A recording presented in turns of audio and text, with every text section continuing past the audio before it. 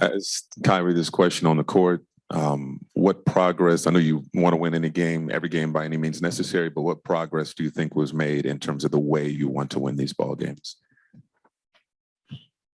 Yeah, it wasn't a great performance. I don't think anyone in the locker room feels like it was a great performance. I think we gave up too many offensive rebounds, lost too many loose balls. It is a trickier team to play than the record. They got some young athletic guys that are playing really free, making shots, drive the ball to the basket. Number one in the league in drives and possibly fouls. We found a way.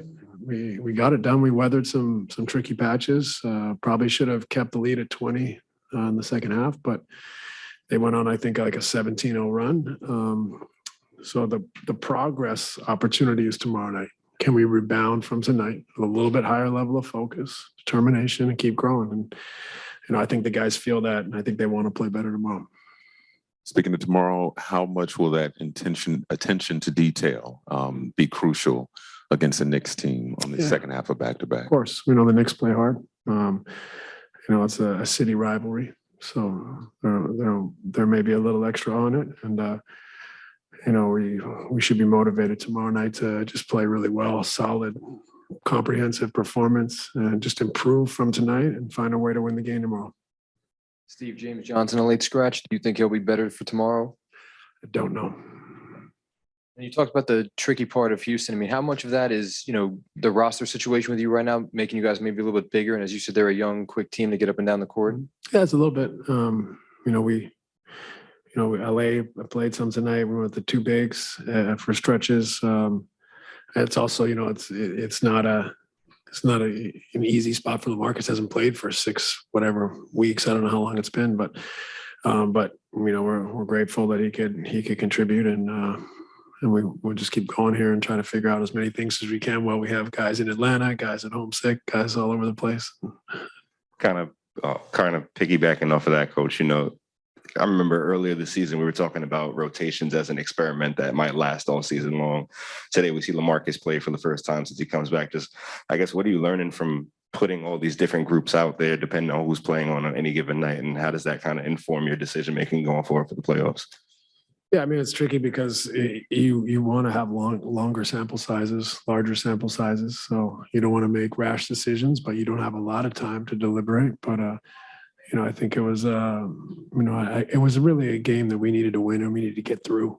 We have a back-to-back tomorrow and another important game. So, it could be a lot worse. And we found a way to win. There was probably some positives, though.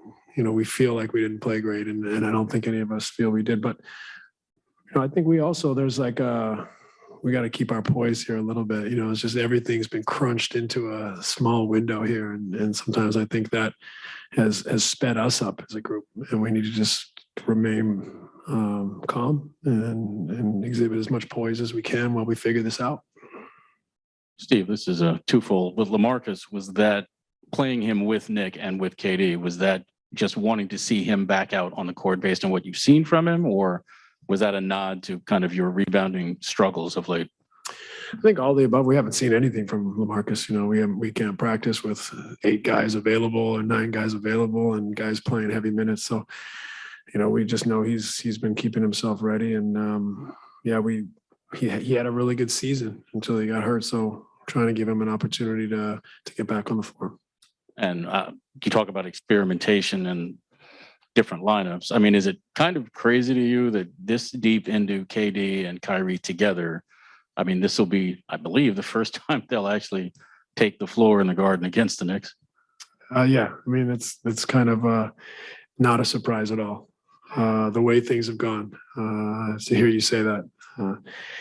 But if we're fortunate enough to get through the next 20 hours or so, we'll see them both in the Garden tomorrow night. Steve, if you guys win out now, you're the 7 seed. How important is that to you and the team? I think it'd be great. It'd be great to be seventh, better than eighth better than ninth. At the same time, I think there's a balance to be struck here. Yeah, we want to win all the games. We want to finish seventh. We want to have the play-in at home and an opportunity to go in on one game. Of course, all four teams in the play-in want to do that. We also got to balance it with our growth, with all the injuries, making sure guys could get through as in one piece as possible. And so we're trying to balance a few things here. But like I said, we just got to remain calm and have some poise as we figure this out and stay the course and stick together. And hopefully we'll get some healthy guys back. To that point, would you be willing to ramp up specifically Kevin and Kyrie's minutes to make sure that you give yourselves the best chance to hold on to that 7th seed if possible? If I'm honest, I feel like I've ramped them pretty high up as it is. So I feel a little guilt on that one. But, we're definitely going to try to win these games. But it's just the position we're in. Those guys got to play a little more than we'd like to get the results we need. And at the same time, we don't love, overplaying them.